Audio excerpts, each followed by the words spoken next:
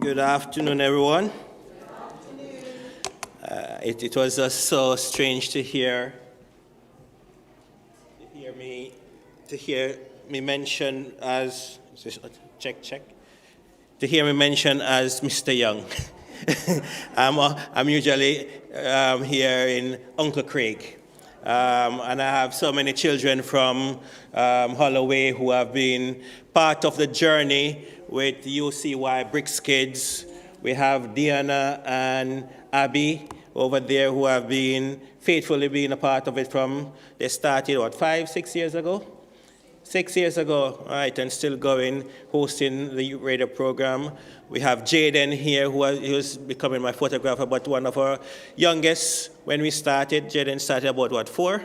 We started at 4-year-old and he's still going. We have Asha. You see Asha, Sharice, and Shanice have been a part of the journey with us. I see some others around, but it's good to be here. And it's good, Sister Moore, thank you for inviting me. I have been here for a while. Last time I think I did it was for a Black History Month presentation I did a couple of years ago. But it's good to be here. And when I listen to you making those introductions, I'm like, who are you talking about? Like me? And the question I wanted to ask is, a lot of you know me as Uncle Craige, and I've seen me around, but do you really know me? Do you really know me? You heard about the achievements that I've had and what I'm doing and who I am, but do you really know me? Anybody think they know anything apart from what has mentioned about me? No? So I tell you a little bit about me. Why? Because it's important for us in terms of progress, purpose in progress. Check. Is this mic working? Brad? Check. So, while we wait on the mic, I am the youngest of 4.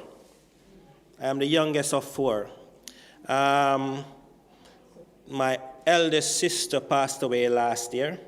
She was my inspiration. She was my AI, my motivator, and she passed away last year from cancer. So they say when you're the youngest, you're the spoiled one. I don't know if that's true, but I am very working.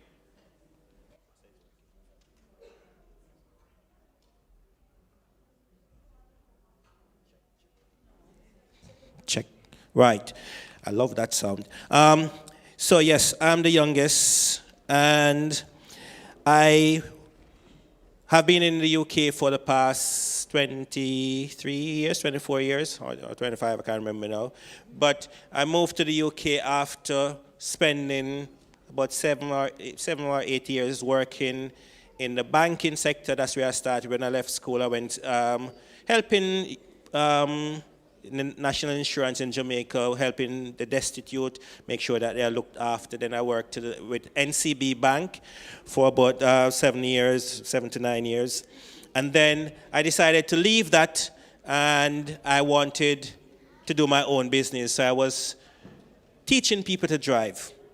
And after teaching people to drive, I was told that you're so good at teaching people to drive. And like, doing this job is hard because I have to go and find people to teach so I can get money. So I said, you know what, I'm going to go back to school and I'm going to study to become a teacher. And that was just at the point when I married my wife, Michelle, here. And she was, wait, Michelle, so people are looking, she's right here. And I went to school to study at Michael, and I spent 3 years. And at that time, my wife was now finished being a nurse, and she was working, and I was going to school. And after 3 years of Michael studying, the first year, I got a job where I practiced my studies at Michael. And then I left to come to England because my cousin said there was a job here that he could get. So I left, it was summer, so I left from a training course, and I came to England, met with the head teacher of the school, and that was in end of July. And she said I would get the job, but I didn't hear anything else until probably the end of July, and I'm here worrying. And I got the job, but didn't know where to live. Was staying at my grandfather at the time in Tottenham. And then I got the job. I said to my wife, you know what, sell everything out of Jamaica, and let's go. And she came up, being a nurse, she came up, and she couldn't just go straight into nursing, so she went into a bit of teaching assistants, and I was there working. And I've been doing that in teaching since then. But I want to tell you, when I went to school, young people, I always say this, and it's amazing me that I am a teacher. I still pinch myself to say, me coming to England to teach children. Why? When I was going to school, when I left high school, I didn't pass my test the first time. I failed at English. Not once, not twice, but 3 times. I failed English test. And I wasn't confident speaking because my these and my those and my don'ts, and I don't have good English. And so when you say I'm a published author, like, yeah, did I? How come a little country boy come to England teaching the English, the Queen's language, and I'm teaching English. It's one of my favorite subjects to teach now because I specialize in maths. And I didn't always want to do primary education. I wanted to go to school to teach maths because that was my favorite subject. I went to Michael, and when I went, they said, no, you're in primary education. And I'm like, no, I've applied for maths. No, this is what you're supposed to do, primary education. And okay, so I end up in the primary education to teach primary school, and I did that. And when I went in, remember, I worked for almost 10 years, and I went back to school. All the children in my class were just leaving high school. So I was like the grandfather for the school, for the children. But I ended up doing that, and then it was one of the best things I've ever done, primary education, because that made me a rounded person. I've used those skills that I've learned in primary education to develop children ministry, to develop UCY, to write my books, and to be now being asked to present this afternoon. So I just want you to get a bit about me, why I'm so passionate about helping young people to progress. And if I had this, what the things I'm doing with young people now, if I had that, I would probably be even further in my journey. I'm still journeying on. So this afternoon, I want to think about how we discover our strengths, how we understand what growth mindset is, and build on your skills you have, and then create an action plan. And it's going to be a bit interactive as we go along. So I just wanted to share this video with you, that kind of for you to think. So Dad is going, the young man should go across. What do you do when you struggle and the person who's supposed to help you is ahead? Is he helping or not? You're moving forward. There's so much lessons you can get from this. He's calling, he's trying, he wants to go over, but he's tangled. Because that's how we feel sometimes. And instead of you go forward, they put you back. Notice the Father is not too far away. He's in sight. That's a lesson. Our Father, Jesus Christ, is close by. Sometimes we have to go through. The Father is waiting for you. And eventually, you'll work it out. And moving forward. This is what we have to do with our young people. We don't have to hold their hands. We don't have to do everything for them. We just need to be guiding them and be there for them. So the question I would ask, how would you describe your mind? And if I was to ask you to draw your mind, what would that look like right now? If I should ask you to draw your mind, what would that look like? What you say, Rumbi?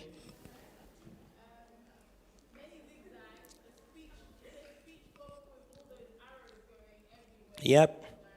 Many zigzag. In fact, I've often asked children to draw that, and if this would be an activity I would have done with you, but I'm not going to do this now. This is something I do when I do growth mindset workshop. So I've asked children, very young age, from year 1 to pensioners. Last year in March, I was in South Africa working with a group of retired people in South Africa, and I was running a growth mindset workshop with them, and I was wondering, what could I ask them? And I asked them to do the same thing. And every time I ask people to draw their mind, it looks like this. Scribbles, you can hardly see it, but scribbles and all those, that's what your mind is. And that's what people draw their mind to be looking like. But I challenge you that if you think of your mind as a garden, think of your mind as a garden that you're going to plant. And how do you want that garden to be? What do you want to plant in each corner, each section of your garden? And as I said, at some point I do, another workshop I do, where I show some of the garden, I love planting, I have an allotment. And I show how I've taken it from a bushy area to planting to get fruits and vegetables and everything. So our mind should not be seen as a scribble, but as actually map it out as a garden that you want to see, the flowers and the things you grow in it, that we can develop. So in fact, it says your mind is the complex non-physical center for all your thoughts, feelings, perceptions, memories, and awareness, functioning like an internal database that processes information from senses, body, and environment to help you understand, decide, and act, involving both conscious and unconscious processes that shape your reality and potential. That's key. Shaping your reality and your potential. Your mind, it starts in your mind. It's how you experience the world and yourself, integrating awareness, self-identity, and subconscious drive. So if that's not your mind and it shape your reality and shape your potential, if you can use your mind to develop that potential that we all have, how good could we be? How much could we achieve?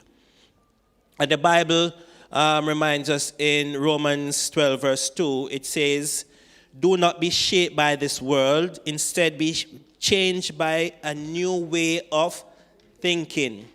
Then you will be able to decide what God wants for you, and you will be able to know what is good and pleasing to God and what is perfect.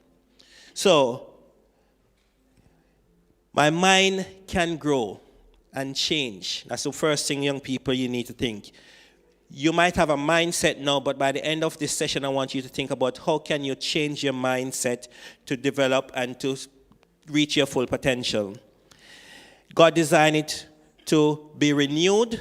That means it can change. You can change how you think and what you think about and how you see things. Your thoughts shape your behavior, and your behavior shapes your identity. I'll say that again. Your thoughts shape your behavior, and your behavior shapes your identity. And I want you to think about this. I can't.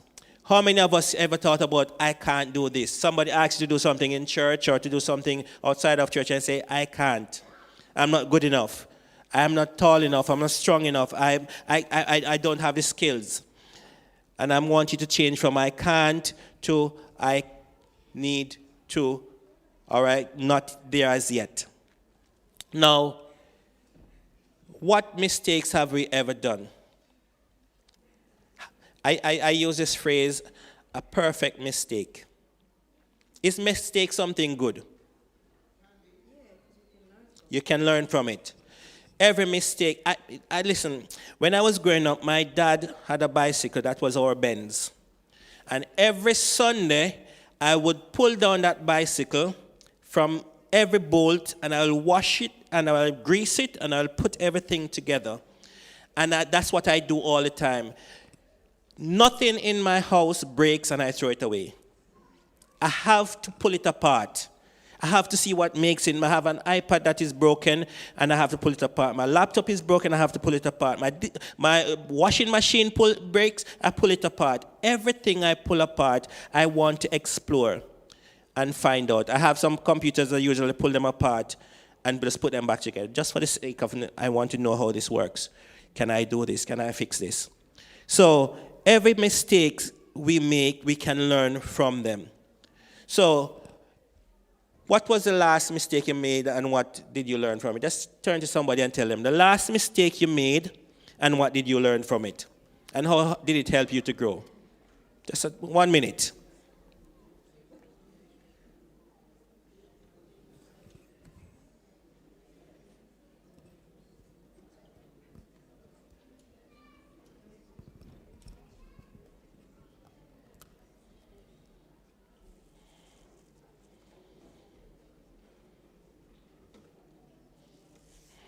Right, so the last mistake you made. Anybody brave enough to share?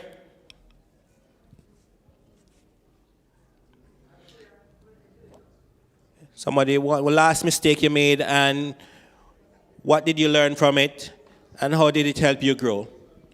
I'm sorry, I'm not talking about the last mistake. It's just on my mind from you talk about drawing a picture of your mind. Right. I can't see at what age do you would you think a person knows how to draw their mind? At what age?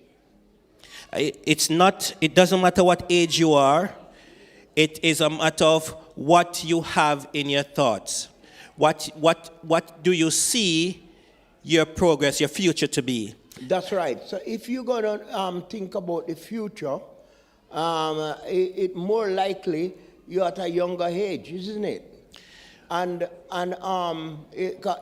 what sort of future would you be thinking at the age of 40?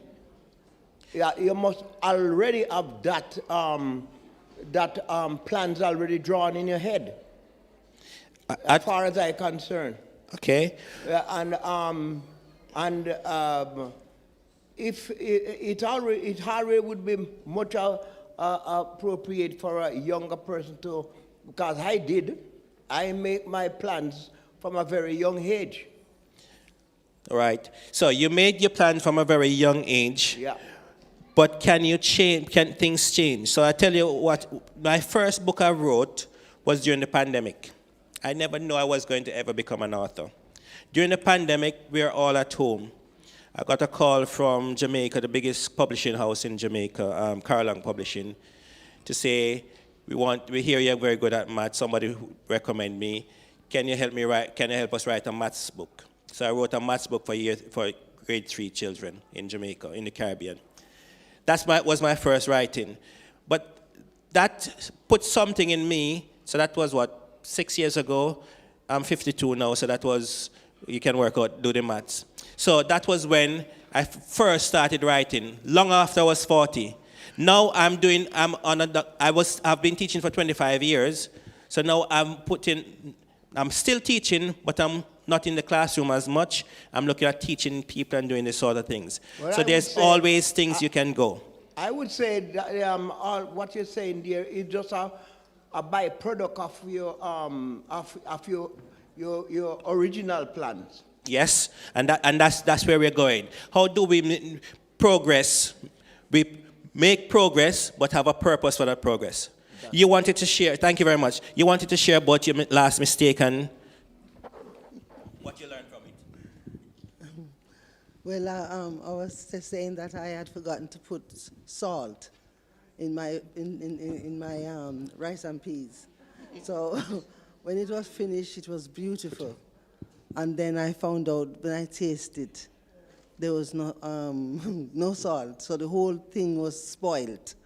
So I learned that in life, You know, you do something or you haven't done something, and then you realize it's after, let's say you do something like what I didn't put the salt in. Then, no, I had to know, it's got me thinking, how am I going to get this rice with salt? Then I decided, you know what, I'm going to make sure that my gravy has a little bit more salt, and the food that I cook, they a little bit more salt, and that solved the problem. We eat them all together. All right, thank you very much for sharing that. So, yeah, we made those mistakes and we move on. You see, why it matters to have a mindset or change, why mindset matters. Young people need a positive mindset to take risks, make mistakes, and learn from them. If you think about the mistakes that we have all made in our growing up, we learn from them and we can share it. And young people, when adults are speaking to you, they're talking about experience and they're sharing with you from their experience. So we need to help them to welcome mistakes, to show grit and determination, like I showed you in that video, and to reflect on feelings and control responses. And we want to think about the power of yet. The power of yet. I always say, don't say I can't do this, but I can't do it yet. Don't say I'm not good at this, but I am not good at this yet. I can learn this. I don't say I give up, but instead I say I will try a new strategy, because there's always something to do and to try. And if we have the power of yet, we never say I can't. Now, your toolkit for the future that we all need are these 8 essential skills. Skills of listening. And in a minute, I'm going to give you some tasks to do that you're going to need these skills. So the first thing you need to be thinking about, how do we listen? I heard this once and I've always said it. We have two ears and one. So we should listen twice as much as we speak. That's what I've learned. Presenting. I've always been conscious of presenting because I was never good at speaking. Public speaking. But you know what? I find myself saying, if I listen to somebody with a different accent, Eastern or European, and they're speaking, or somebody from China or Italy, and they have that accent, they speak and you understand. So the most important, do you understand what I'm saying? I was asking my wife today, and probably I'll ask last night, is if a person speaks with sign language, so you speak with sign language, that means you use your hand. If you're missing a finger, is it an accent or a speech impairment? So you're speaking with your hand, right? That's a sign language. So if you're missing a finger, does that make you have an accent or a speech impediment? I heard that on the song thing. Well, anyway, that was beside. Presenting. Problem solving. Problem solving is one of the greatest things that you need in society. If you don't know how to solve problems, and that's why we have so much war. We don't learn how to solve problems. We have to be creative. We need to be creative as a toolkit that people need in this day. Staying positive, having a growth mindset. We need to aim high, as was mentioned in the in the introduction, aim high. We need some leadership skills, and we need teamwork. So those are the 8 essential skills that we need in school, in work, or in life to make progress. Now, it doesn't matter if you're good at IT or you're good at one thing. You need to have all of these to make progress, and we're going to see how essential these are.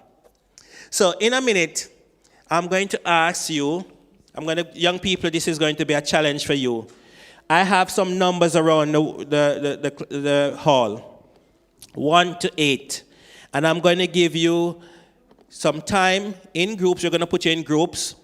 And you will have 2 minutes in each group to work together as a group and to solve some problems. You're going to have fun at doing that, but it's going to be working together for everything. We're going to use these skills that I mentioned. These 8 skills, we're going to have to listen, we're going to have to present, we're going to have to problem solve, we have to create, we have to stay positive, aim high, have the leadership skill and teamwork. So, young people, and all of us who are taking part in this, I would love everybody to take part. I'm going to set you 8 challenges. You're going to go to each challenge. After 2 minutes, we're going to just rotate to the next one. So if you're at number 1, you go to number 2. If you're number 2, you go to number 3 and so forth. We're just going to rotate and go around. And you're going to try to go to all 8 in your groups. And then you will have the challenges in your groups. Is that clear? Yes? So, doesn't matter. So, I have some challenges. I'm going to share them with you. And then we're going to go. So the first one, it doesn't matter which, there's no special one. These are all going to be at a station. You're going to listen to one person and draw what shape they describe. So you can't see the shape.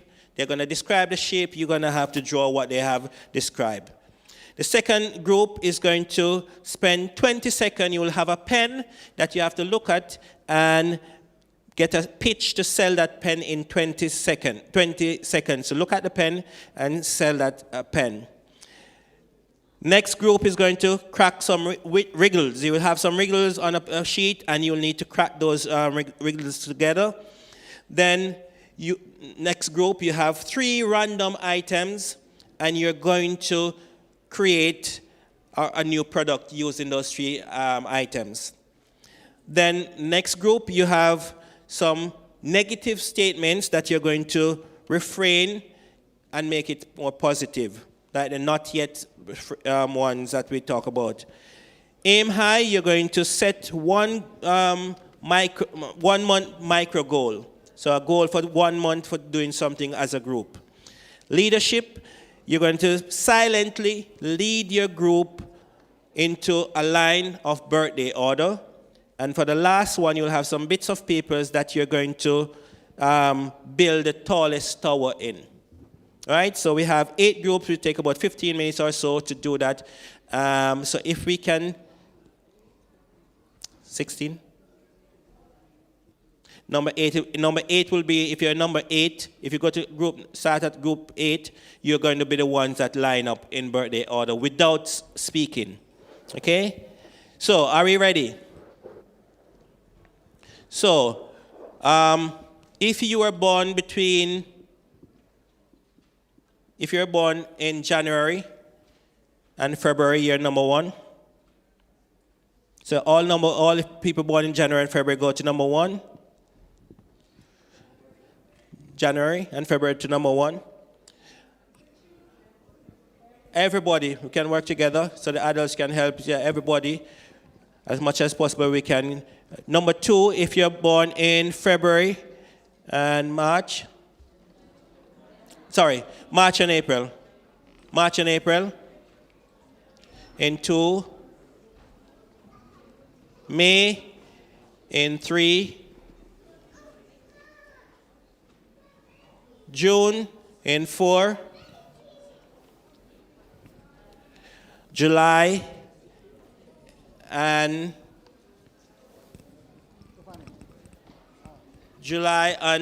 September and August. July and August in 5.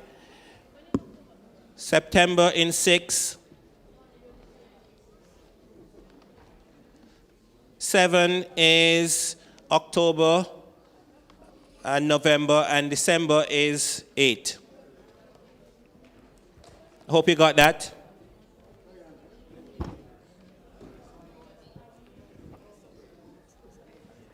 Jan and February.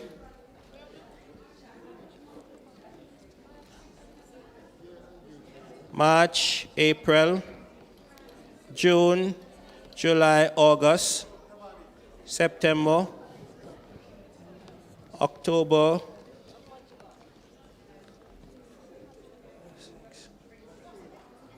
November, and then December.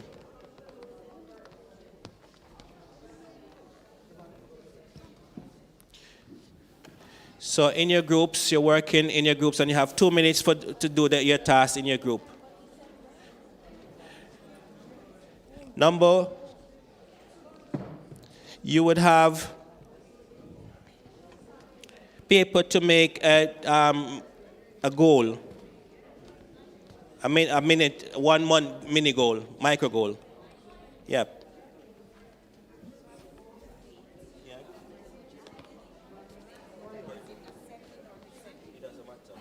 But silently without. Yeah.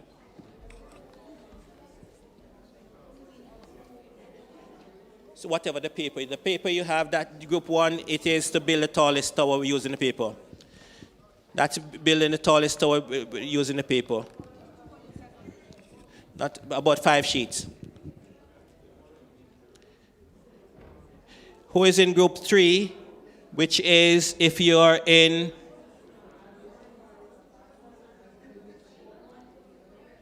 May, if you're in May group 3. Any May born in group 3? Okay, leave it there so they'll come there.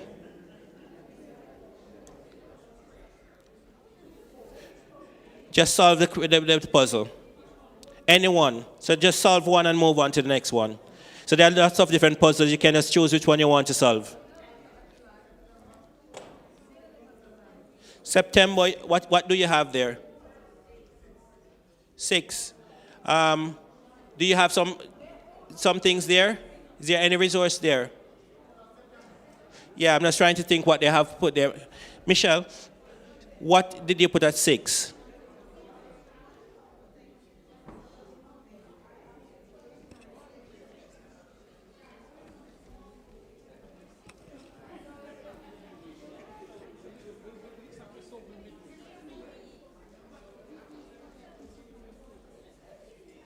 So those are, yep. To solve these problems, so can you get it off, pull these apart and open it, yep.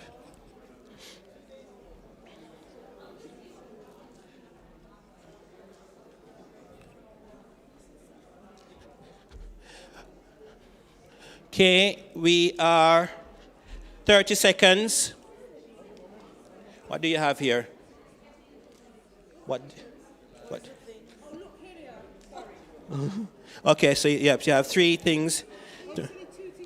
The rubber band. You have a rubber band in your hand. Yes, to make a new project. A new project. Okay. Can we birthday order for number 8? Birthday order. Okay, if we now move to the next group.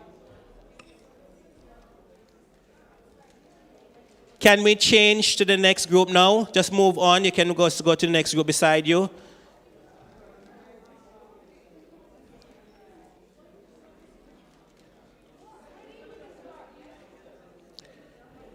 Time is up for us to move to the next group.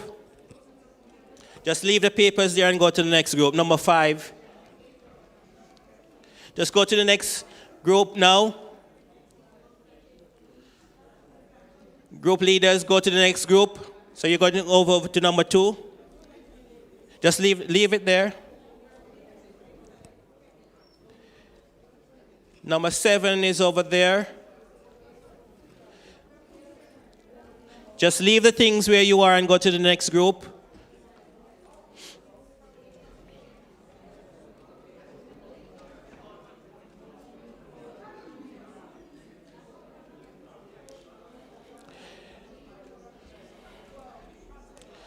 Time is going.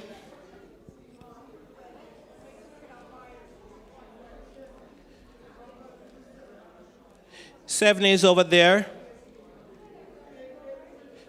8, move to 1. 8, move to 1. Number 1, you need to move. Number 1, you need to move.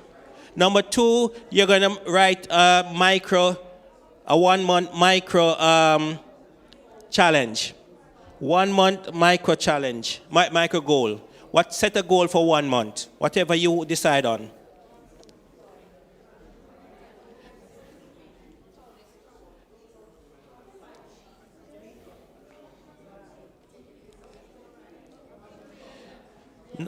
Number 3, move to number 4.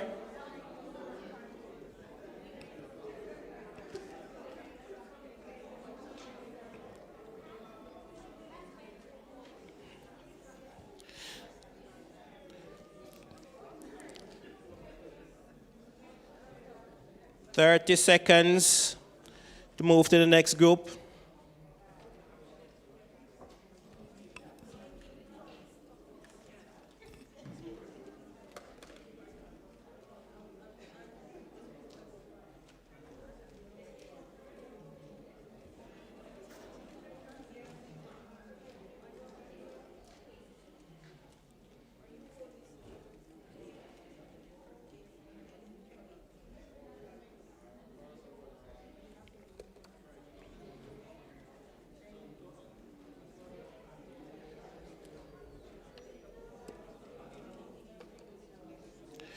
Okay. Let's get moving to our next group now. Number 1, move on to number 2. Yep. Number 2, move on to number 3. Number 3, move on to number 4. 4 to 5.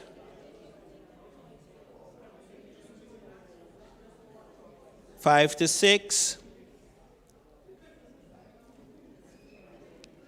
6 to 7. Let's move on and tell the next group what you need to do. Group 2, you need to move on.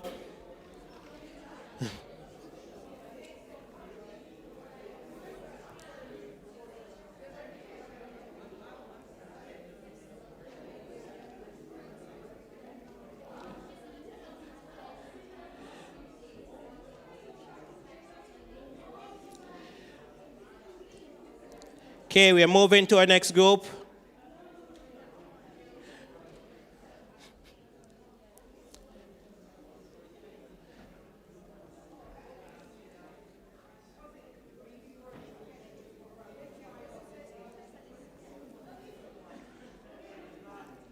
So that pen is there for you to sell? Yep. Remember, you only have 2 minutes in each group.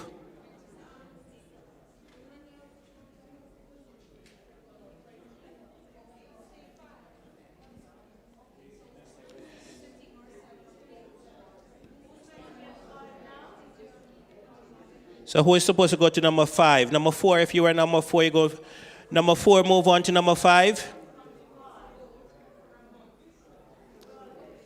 Number 4 goes on to number 5.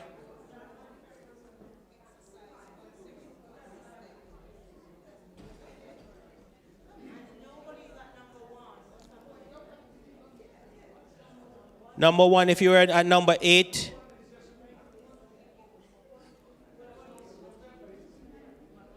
Number 1 is January, February. I mean, November. Should be November.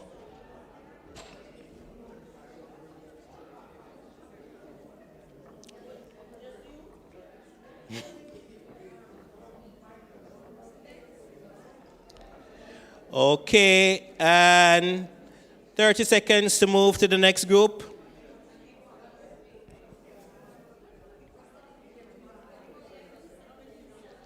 Next group, let's move.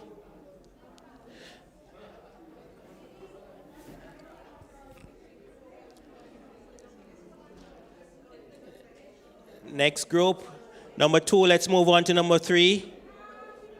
I know, there's a purpose behind this, so we have to move it. Yeah, just leave it and move on to the next group. So you're moving to number 3. Yeah, which is go and sell a pen. So here, if you're there, number 1. If you were 8 is number 1, you're going to build the tallest tower using the papers. Some paper that is there, the tallest tower.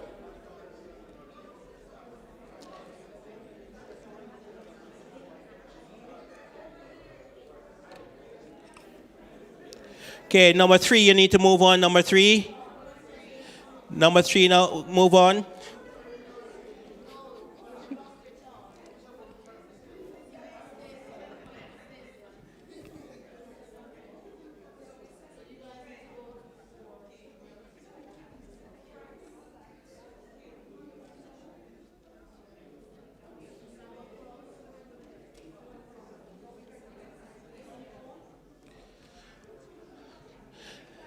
Okay, let's move 1 minute to the next move. So you're going to number 1. Build the tallest tower you can with those papers there. The tallest tower you can build with those papers.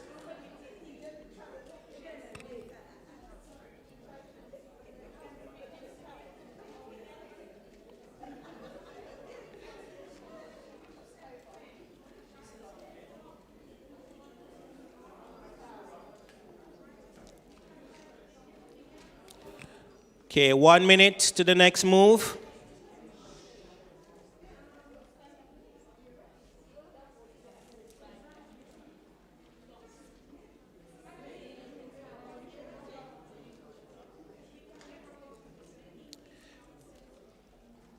Thirty seconds.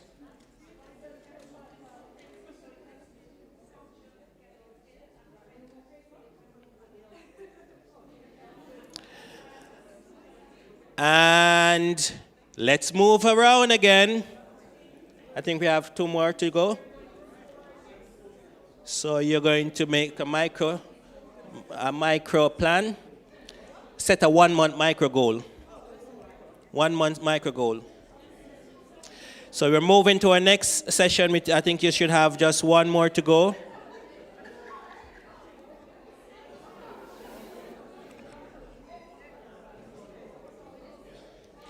Group 4, you need to move on, group 4. Michelle, you need to move. So group 4, move on.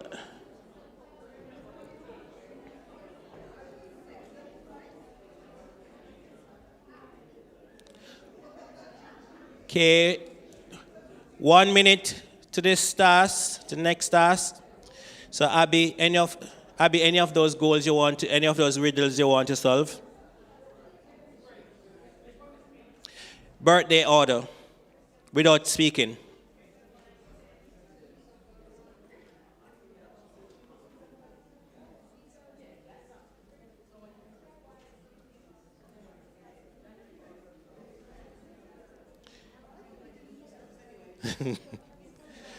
Where are you going now? 3. 3 is to sell a pen. That pen that is there, in 20 seconds to sell, make a pitch for that pen. Okay. Time is going. Time is going. You only have 2 minutes in each section. So let's move again, if you haven't.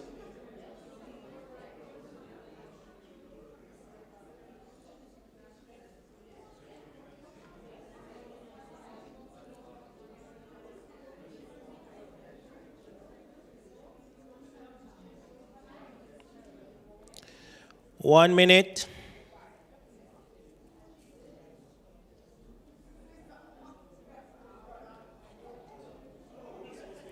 Build the tallest tower you can use using any of those papers. There are some papers on the chair.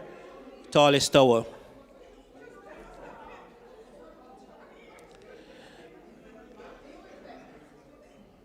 Okay, 1 more. Is it the last one you're on?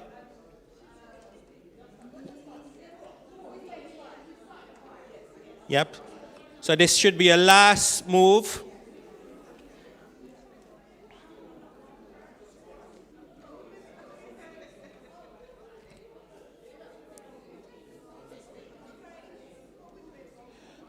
Solve the riddles. There's some papers there to solve. Solve. Okay, you should be doing your last move and ready to sit now. So the last move. So if you're number 8, you're going to be in birthday order.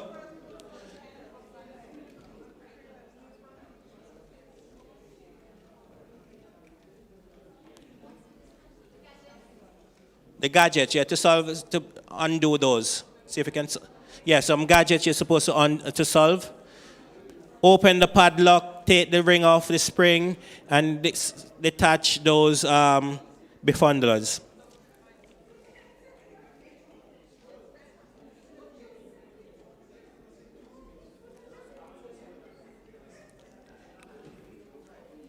Counting down 1 minute.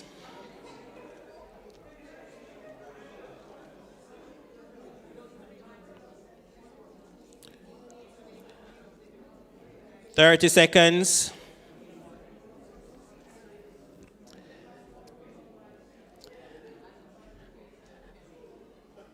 And 10, 9, 8, 7, 6, 5, 4, 3, 2, 1. Thank you very much, everybody. We can now sit down.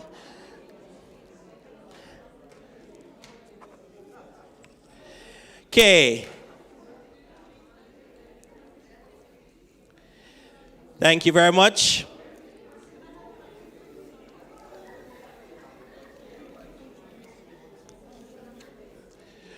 Right.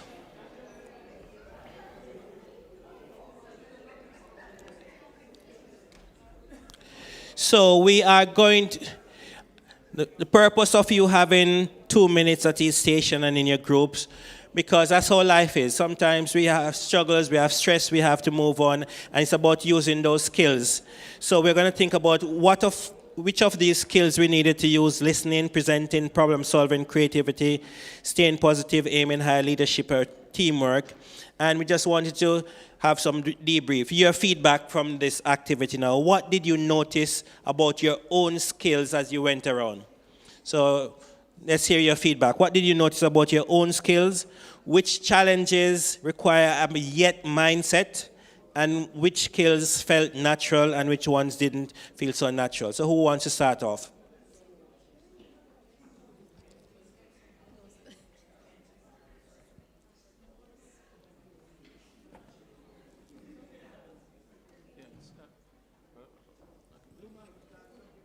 Yeah, what I found that came natural was the things that required me to build and to dismantle and to, what's it called, problem solving or troubleshooting. So like the task at the bottom where you had to undo some of the puzzles, it instantly got me interested. Whereas, per se, selling, I'm not a salesperson. I struggle to even sell, anything. So I had to be trying to really, be creative or come up with something that is not really natural to me, where the puzzles were much easier to do. Anybody else? Michelle? I'm usually not a very talkative person up front. I don't go first for anything usually. I usually allow people to do things.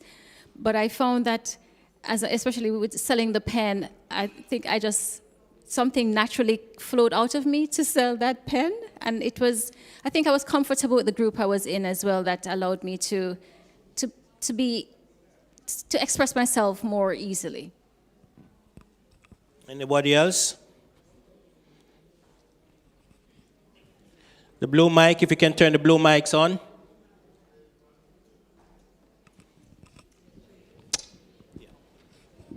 Similar to my sister in the red blazer, I don't tend to put myself forward for doing anything, but I found that the group that I was in, I inadvertently took the lead in all of the activities we needed to do and kind of was directing everyone else as to what we were supposed to be achieving. And it might be down to the fact that, as she alluded to, I was comfortable in the group I was in, so I felt comfortable to naturally take the lead. Okay.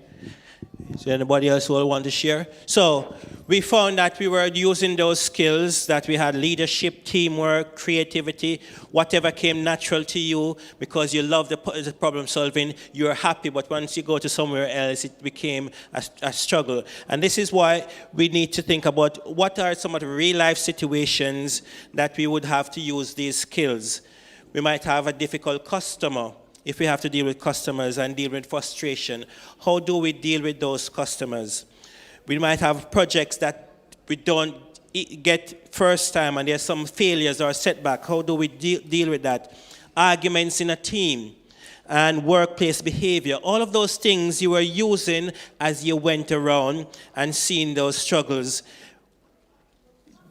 If we had more time and if you spent more time together as a team, there will always be some issues you come up with, within your team. Somebody you want to go left, they want to go right. What do? You think it is, you should do it this way, but everybody else is doing it the other way, and you are out of place. How do you deal with those things? Because at the end of the day, we have to work with people. When arguments come in, when there's conflict, how do we deal with that? And importantly, our behavior at work. What sort of behavior do we show? In fact, there is... when you're in the workplace, what you do says more than what you say. In life in general, how you do things, and people are looking at, I was having this conversation with some children of mine, that sometimes the way you dress, the way you speak says so much more than what you write. You could be the brightest, but the fact that people are always looking at you and always seeing you first before they see what you do or how you present. So young people, when you go to work, when you go to school, your teachers are seeing you just the way you dress, just the way you speak, just the effort you put in. What you do, it will determine the progress that you make. We're not going to do this activity, but it's about challenges. What I want for us to do now is to think about, as you alluded to it, what you felt natural is what you were happy to do. Now, as people, we have a task that I will give the young people and whoever, Sister Michelle, if you hand those out, or if you want to scan that QR code, there's a career path discovery. Some of us don't know where we want to go, but this can help us. You need to answer this question, and based on the answer, it will give you a career path that you're more likely to be aligned with. So if you answer these questions, it helps you to guide yourself as to what should you be looking for, because the work that is out there that is going to be happening in the future for young people is not what we used to do when we were growing up. In my days, we couldn't talk about I'm going to be a social media person or a YouTuber. That wasn't anything. We want to be doctors, lawyers, nurses, teachers, all of those things. But now, the society that we live in is different. The work that these children are going to do in the next 5 years is not, some of them have not yet been invented. We don't know what they are going. When they leave school, the work that they're going to do is not a work that we can talk about now. Because the way things are moving on, work changes. So if you complete that task, it will give you a way as to determine where and what you would be, and what jobs will suit you based on your personality and based on the answers that you give for these. So I challenge you to just take some time to complete that. If you scan it, it will do it automatically for you and give you some feedback. Or if you complete that, it gives you how to complete it. So we're going to spend a few minutes doing that now.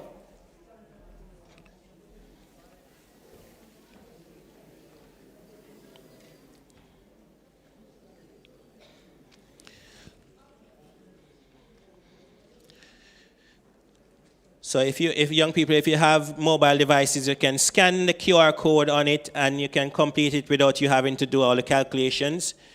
If you want to just complete it, and there are some things at the end for you to complete, which is a good form for you to kind of get an idea of what sort of personality, what sort of a job will suit you.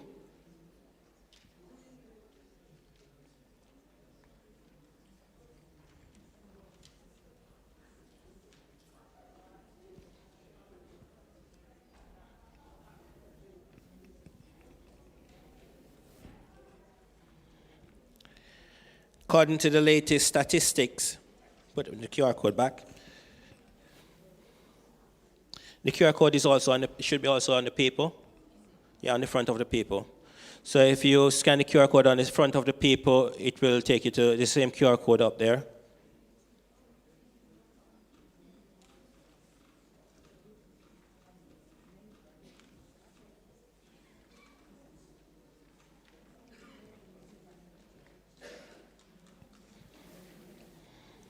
So, just for you to think about the future, remember the progress and for your purpose in the future.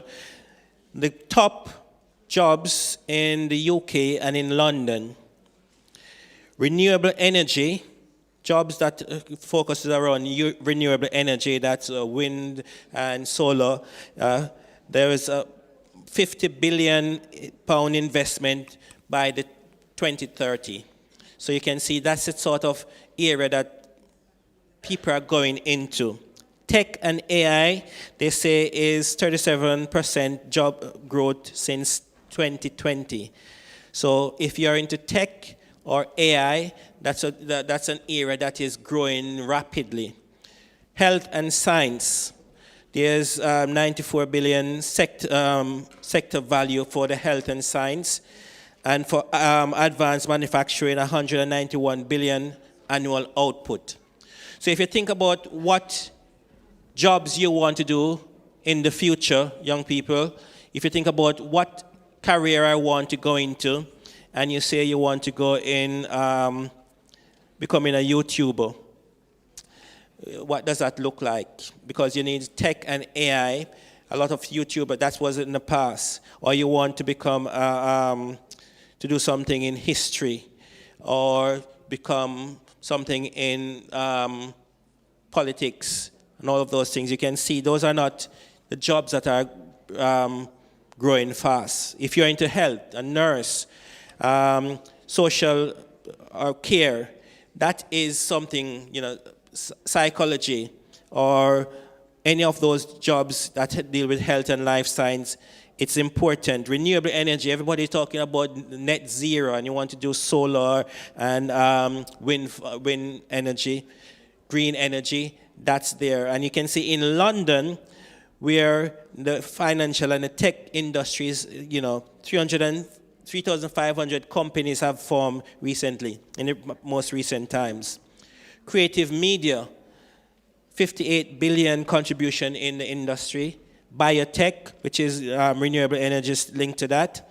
And professional services have seen that thing. And just to give you an example, so if you're a software developer, or a cyber security analyst, or a data scientist, those are the jobs that are growing fast, and that's what young people need to be thinking about.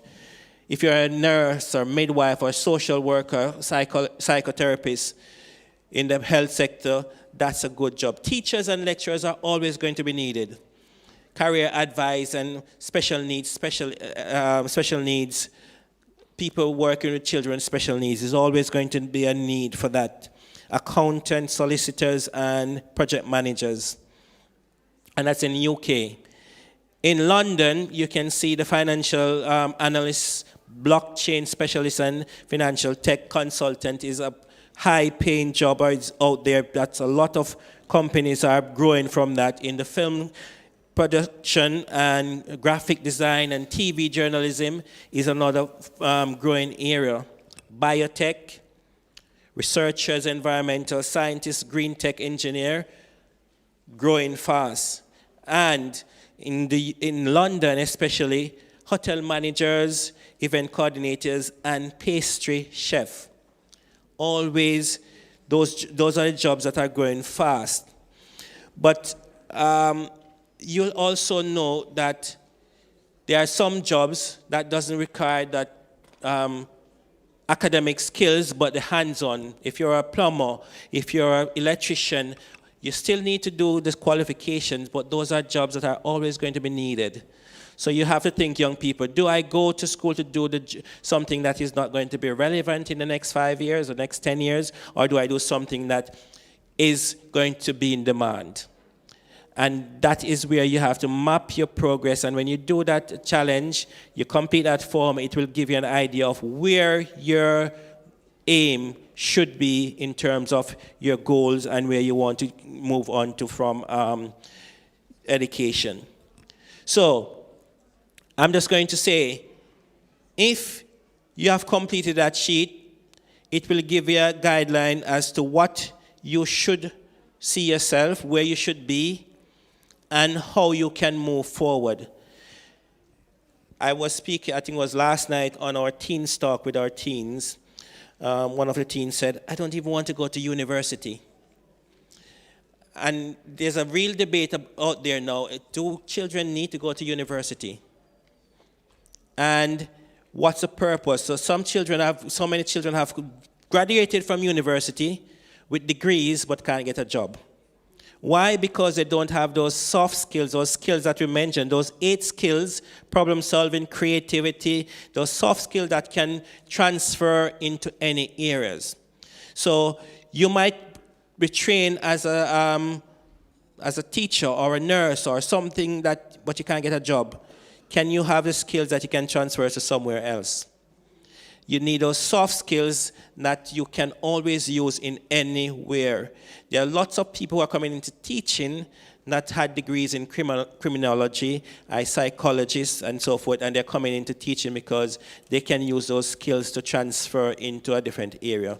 We need to think about our skill set, where we are, and what jobs we can do with our gifts.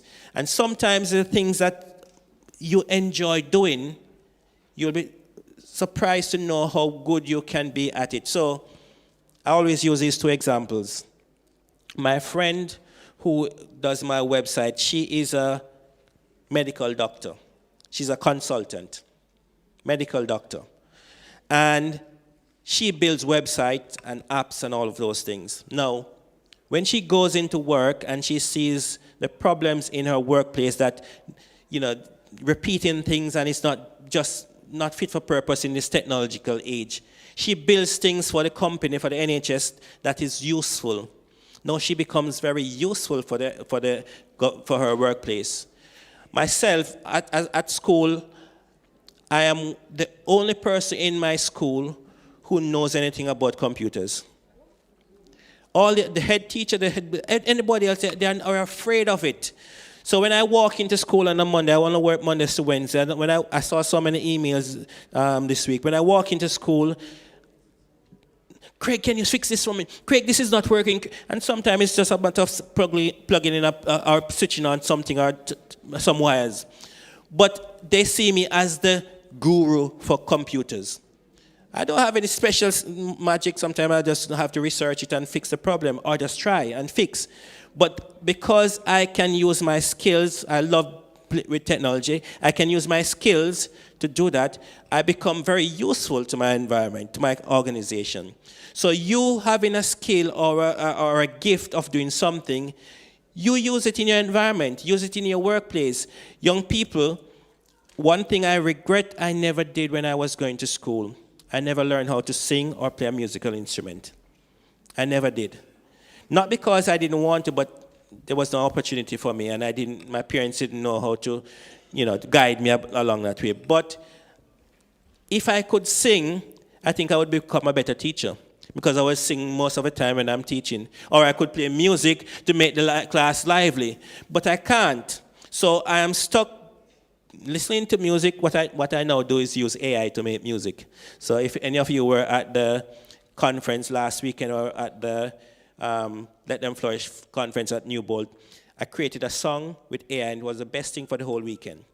But that doesn't mean I should stop there. I can still learn to play music. And I'll say, I can't play music yet. I can't swim yet, but I'm learning. I almost run twice. So those are the things that I'm learning to do. And it's never too old. My brother said, but at 40 you shouldn't know how to do it. No. There are always going to be new things we can learn. So we just need to keep trying and keep moving on. So, as we come to a close and I'll take any questions, is where are you right now? So a quick reflection of yourself. Do you keep going when things are difficult? Are you at 1, 2, 3, 4, or 5? I try new strategies when something doesn't work. So, like my sister said, she was cooking the rice and peas, and she forgot the salt. So what she did, she tried just put more salt in something else to balance it out. Because sometimes that's what it needs, a little problem solving. And I always say to children, maths is one of the easiest subjects. Because it doesn't matter how you work it out, you'll get to the same answer. So if I ask you to count to 10 and you go 2, 3, or you go 1, 2, 3, or 7, 5, whatever, or you get some sticks or some stones, or you get a calculator, or it's going to be 10. But if you write a story, it's subjective. Because it depends on who is marking your story, how much they know about grammar and spelling and simile and metaphor. They're going to say, you could do that. But maths is only one answer. But you can be creative to solve. And back in the days, when we were doing learning in primary school, you have a root way, long division, bus stop method. That was the only thing. No, there's so many different ways to do a division. Because it doesn't matter how, you use what you know to solve what you don't know. That's all it needs to do. And we do that in writing, in English, in reading, in life. So how do we do that? And then, do you see challenges as opportunities, or do you see them as setbacks? Do you give up easily when you have a challenge? When someone say no or something breaks, do you just stop? Or do you try another way? So, simple thing I see people stuck on, they're doing something on the computer and it doesn't work. They need to copy something, it's not working. He's like, okay, you can just take a picture of it and use it, or you can use your phone to scan, or you can there's so many different ways to solve problems, but we need to have those skill sets of using our skills to match and to problem solve. So we go back to those 8 things that we talk about, and creativity is always going to be needed for any job set you do. So as you prepare for the progress and to make things forward, we need to map our personal growth. What is one skill you want to grow? And it doesn't matter what age you are, what stage in life you are, there must be a skill you want to grow. And why do you want to grow that skill? And what steps will you take to grow that skill? And who is, most importantly, as a church, as adults, are we supporting the young people to reach their goal, to progress? Do we take interest in our young people to say, I want to help those young people move on?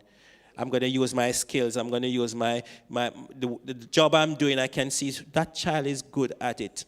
Let me see how I can help him. Or do I just keep my skills to myself? Or young people, who is that one person in the church you can go to support you in what you want to do? You can talk to them about, I'm thinking of going to do this at secondary school, at uni. Tell me some ideas. In fact, we should have, I know there's a church I spoke to where they're thinking of having a shadow board that makes up of the young people, so the young people have a voice. So if you're a deacon, you have a young deacon, deacon in training. Whichever department, you have somebody training the young people. Do we have that for our young people so we can help them grow? And then what is the next step that you need? You need to write it down, and that's why I have given you these papers. Write it down, say it out loud, and commit to it. Might take you some time, but you need to do that.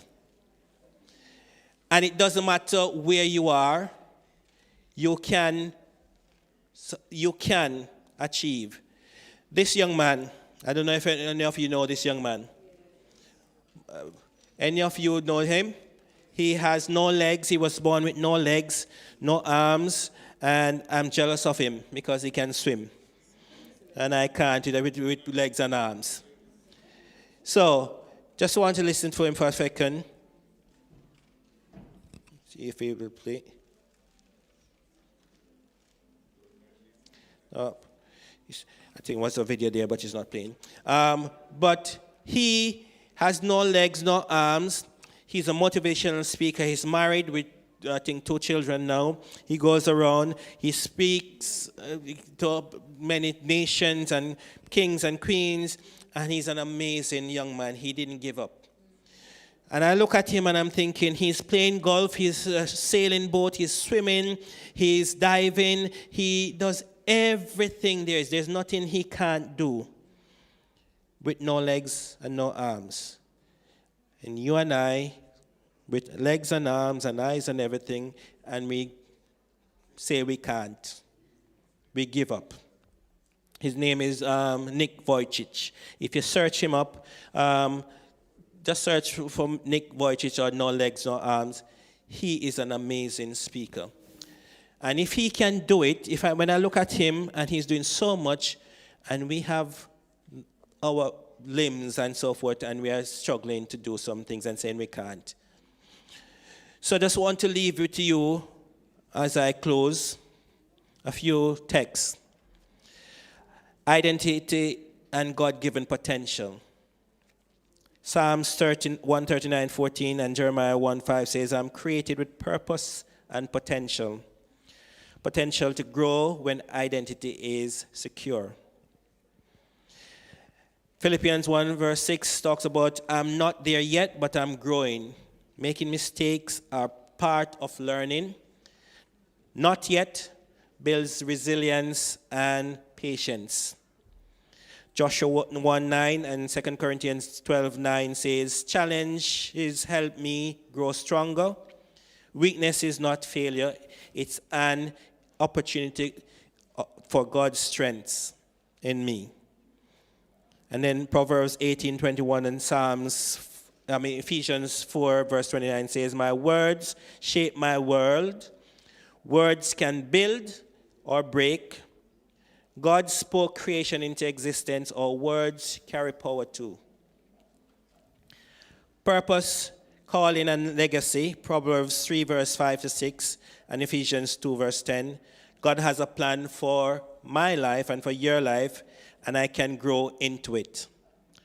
Purpose unfolds step by step, and God guides those who trust him. So those are a few texts that I would leave with you that you can use as you seek your potential, as you move forward in progressing your purpose and your calling. You need to think about those. And I just want to say that we have an opportunity to support our children. Children, you have an opportunity to you're learning something that you can move forward. How many of you are in year 9? Young people, how many of you are in year 9? Or year 8? Year 8 or year 9?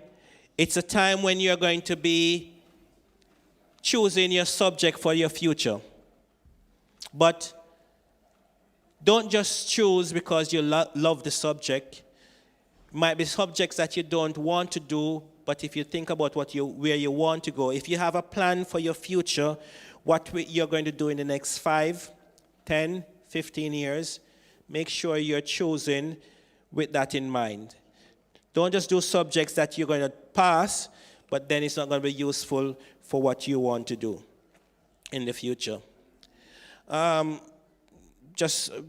wrote some books on growth mindset.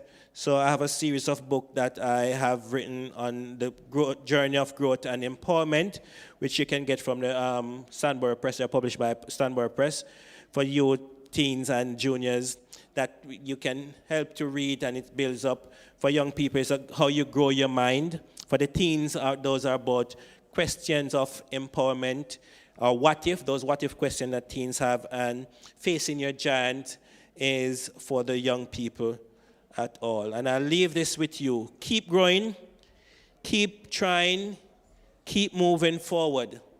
Your future is shaped by the choice you make right now, and you were made to flourish. So make sure you go forward in Christ. So I just want to thank you very much for the time, and I hope you have found the activities useful, the session useful, and you have a resource that will help you to develop and grow and have your purpose and your potentials.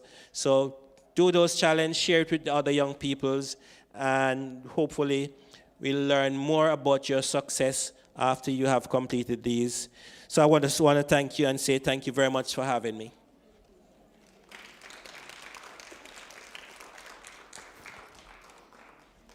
Thank you very much. If you could stay right here next to me. So a lot of what we heard about was about the growth mindset, right? About our brain, about our beliefs about ourselves as well, and getting to know ourselves, right? And our skill set.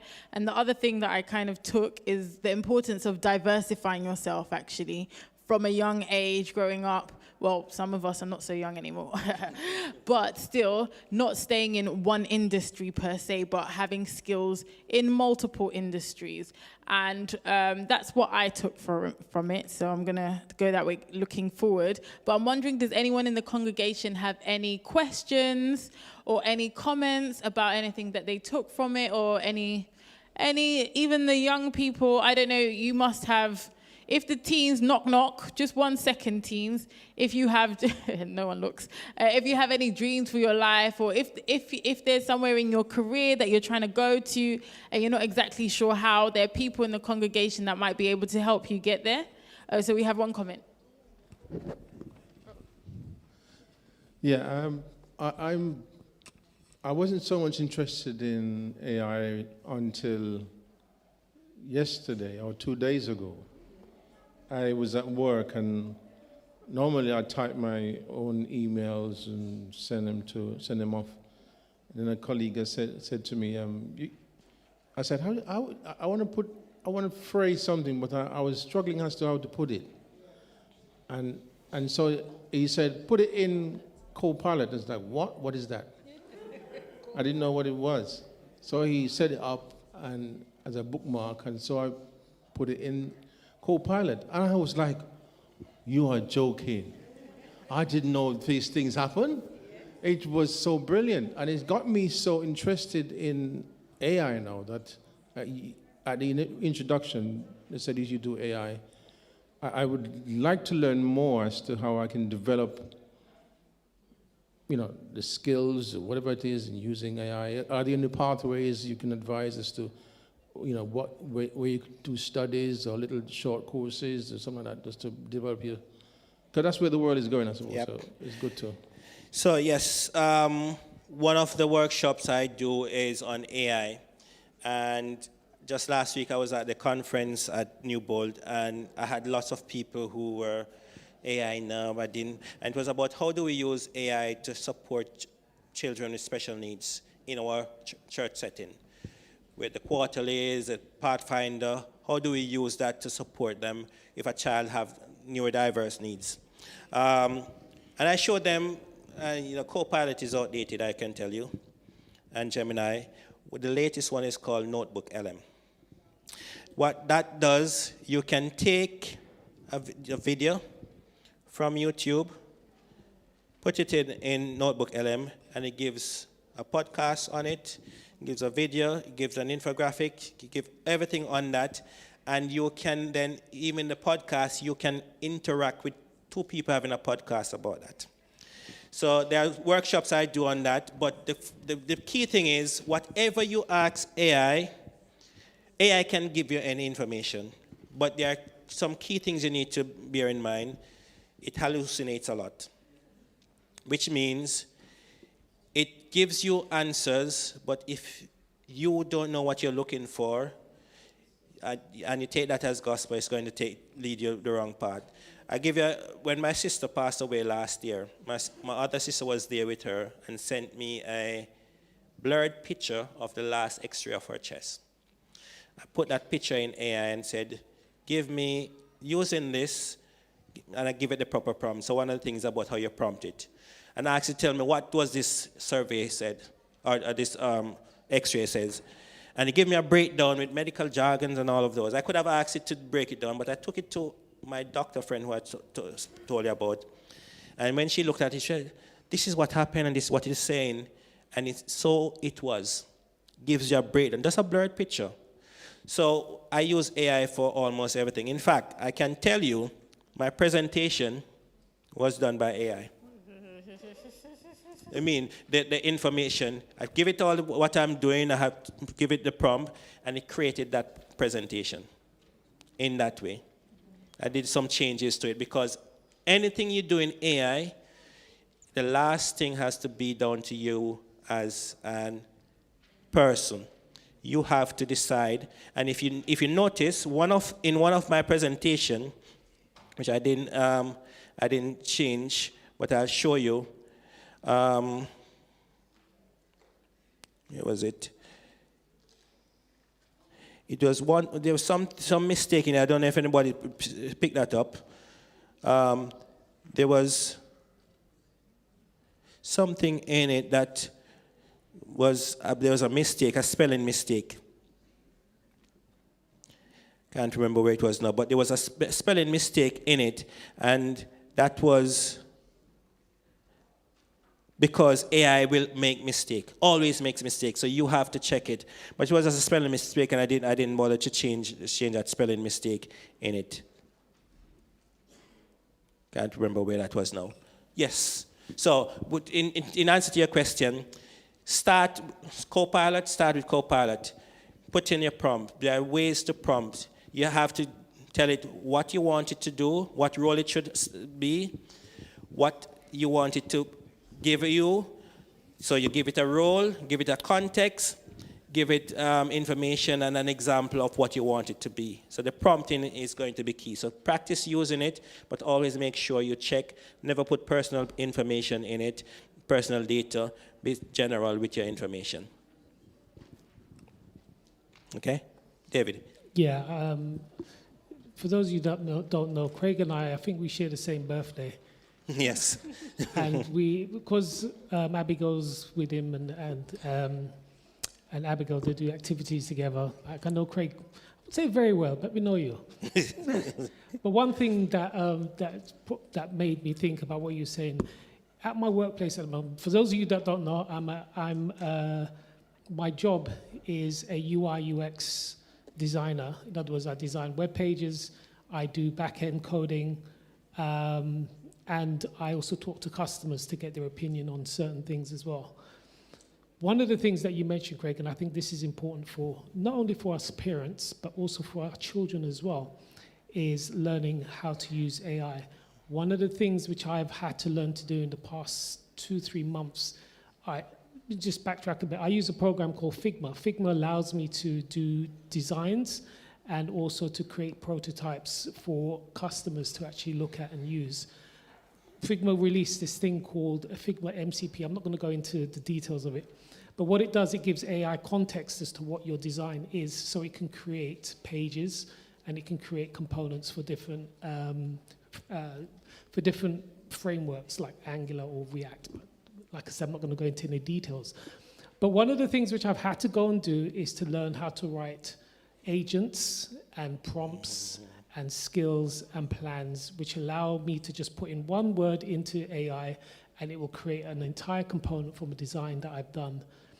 I can see this is the future. In fact, I remember somebody saying that AI, the people that will be successful from AI is the people that learn how to do prompting and how to tell it what to do in the correct way. So it's something that I think is important for all of us to learn to do, but also it's doubly important for your children to know how to do as well. Yep. And in fact, the document you scanned and was doing the survey on, that was says ChatGPT, because I gave it a prompt and said just create it, because I didn't want to just have paper. I don't know how to code that, but in a second it created that. ChatGPT created that, so you can then do that on a phone. So that's AI for you. And yes, it is the best thing that is there, and it's, as David said, prompt engineer is a new job that's going to be there. I did a session with for special needs and people working in the care industry, and it's how do you use AI to support people who are working in the care industry. So any job you think about, any industry, AI is going to be there, and David is right. AI is not going to replace people. It's the people who are good at using AI that will do the jobs. Because if AI can help me do a job, I'm not going to employ 10 people. I do that. Before we have one more question, maybe I want to throw a spanner in the works. I'm going to give two about AI. And I'm not anti-AI, by the way. I use AI. I'll give 3 examples. Firstly, the senior managers at work had to write an email about some serious incident that happened. And we all read the email amongst us, and we were like, AI wrote this. We all knew. And AI has a kind of way about it that's kind of, when you ask it to write something, it can talk about nothing for at least 5 minutes, actually. It can ramble. That's my first example of AI. Hallucination. Yep. Number 2, so I mark papers and read like university. I read the university paper. I'm a lecturer, so I read the paper and I mark it. Within about 5 minutes, I'm like, this is AI. This is not my student. Even in a paragraph, in that paragraph of six lines, I can identify 2 sentences which are not of this person, but is AI. You just know. So you can kind of suss it out. Maybe those that are really good at prompts can kind of, like, if you have the paid version of AI, where AI gets to know your personality, your writing style, you negotiate with AI, that's different. And I sometimes think, okay, and then I'll get to the third one. I'm a therapist. I went on holiday for 2 weeks. My patient said to me, when you weren't here, I talked to AI. I said, how? I said, how was it? And they said it was all right. It wasn't the same. They got some accurate, some stuff you said AI said, but some stuff you said AI didn't say. So from there, I get different things. I get, number 1, AI works sometimes. This is my kind of opinion. Number 2, it's important for us and our children to have AI-proof jobs. That's important. And the third one is, there's a way in which we have to use AI that doesn't suppress our own creativity and our mind. And I find that now we can get lazy. Instead of writing the email or writing the report, at work we've actually we've been in trouble before. We've been told, don't use AI to write the reports.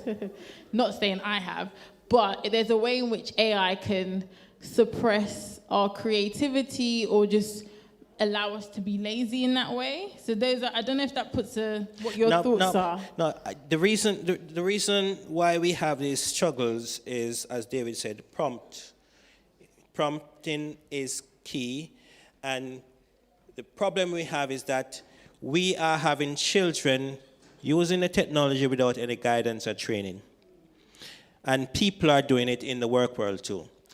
If you are train how to use AI properly. It's just like the internet. I always say the internet is like knife and water. We have so many knife crimes in London. Water can drown you. I almost drowned twice. But we have water in our house, and we have sharp knives in our house, and we don't lock them away on the padlock and all. Our children grow up with those things in our house, and they are safe. What did we do as parents, as adults, to keep them safe and so that they don't take the knife and start using it for the wrong purpose?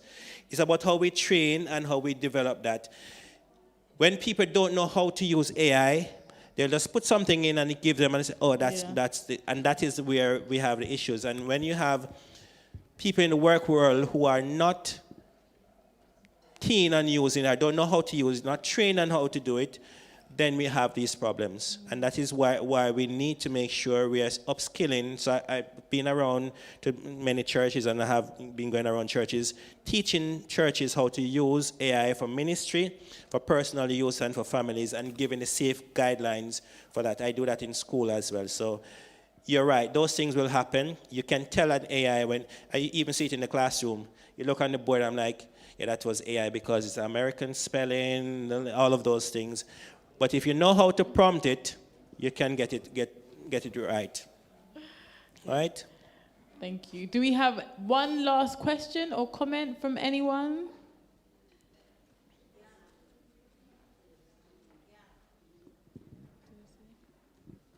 Somebody have a question? Nope. No. But yeah, AI is a big thing, and you know, I have spent the last 6 months or so doing more workshops on AI than on growth mindset. I've done every church. I think it's only 2 or 3 churches. You are probably the second church since the start of the year that have done a workshop that is not growth mindset. Every church that is not AI. Every church wants AI. So over the weekend I was doing that with people working in special needs, and everybody wanted more. And the mindset has changed from that because they can see. And if I was to spend a time with you, you would always be urging to use AI. But it's just about the prompting and knowing how to do that. Okay? Well, thank you very much, Mr. Uncle Craige.